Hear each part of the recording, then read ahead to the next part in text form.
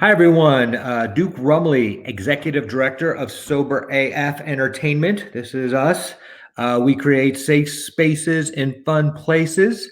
And I wanted to introduce you to Brendon. Brendon is a chapter lead in the Phoenix area for young people in recovery. And it's an amazing organization. It's been around for a long period of time, helping people. And Brendon wanted to kind of just say, how are things? What up? And how do we get more people up to speed on what's going on with young people in recovery? Thanks, Duke. So yes, I do work for Young People in Recovery, helping support volunteers across the country with starting chapters and also supporting individuals who are in recovery, finding resources to support them. We support the multiple pathways to recovery. We're not a replacement for anyone's pathway. And what we do is we believe that by succeeding in our mission of creating recovery-ready communities, we can help young people and all people succeed and thrive in their life. So thank you, Duke. So that is a mouthful. So Yeah. Yeah. how many, which is great. We know who you are, Yep. amazing group. Like how Should many I give the different chapters are statistics? out there? How does Yeah. someone find a chapter? How do they, I mean, we all know right now recovery is in crisis. We are like isolated. This has been a really tough time. And how do we get out of this isolation and kind of be part of this community aspect of recovery, which has been really hard during COVID? Okay. All right. Well, thank you, Duke. So we do have 62 chapters right now in 15 states, Wow, great. and we are primarily doing 80% of our events online, and about 20% are in person, depending on local restrictions. And what we found last year is by focusing on a variety of virtual events like this, along with virtual bingo and virtual game nights and guided sound meditations, we're able to reach people where they are in their homes and in their cars to bring them together and show that we can still recover together virtually.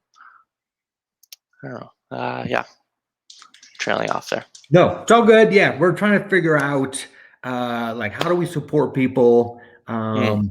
and what do you think this next year is going to look like now that hopefully people will have the vaccine and will be out and about and will be able to safely, you know, be in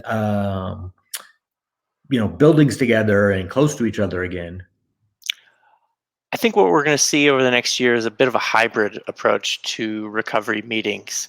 And what a lot of people enjoy about the virtual approach, in terms of convenience and the ability to go to more meetings than made possible because there's no driving, a lot of people do still want to be part of in-person meeting. And so what we're going to see is the use of different kinds of technology to make hybrid meetings possible. Other chapters are still going to offer only in-person meetings. Right. Um, But they also do events, right? exactly. So I think what we're going to see is large-scale events slowly come back, such as recovery walks in Pittsburgh or recovery fair days in different cities like Durango and Denver, and sort of participating in large-scale events as they start to happen. We're still going to go virtual with our National Leadership Conference in October, but we're hoping to go back to our Hill Day in person next year. So it's going to be a slow. Oh, I'm sorry. No, it's all good. I'm really excited about what YPR does.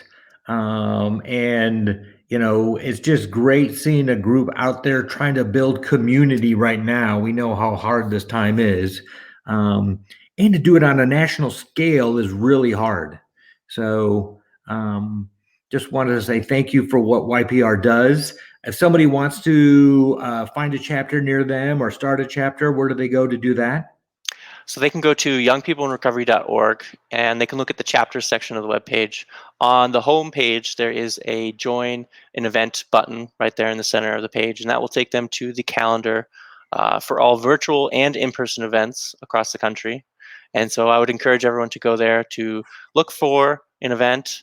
And of course, if there are no chapters in your area, you can start a chapter if you are passionate about recovery and bridging the gap between the recovery communities, as well as building a chapter to help people find recovery. So, Sweet. thank you, Duke.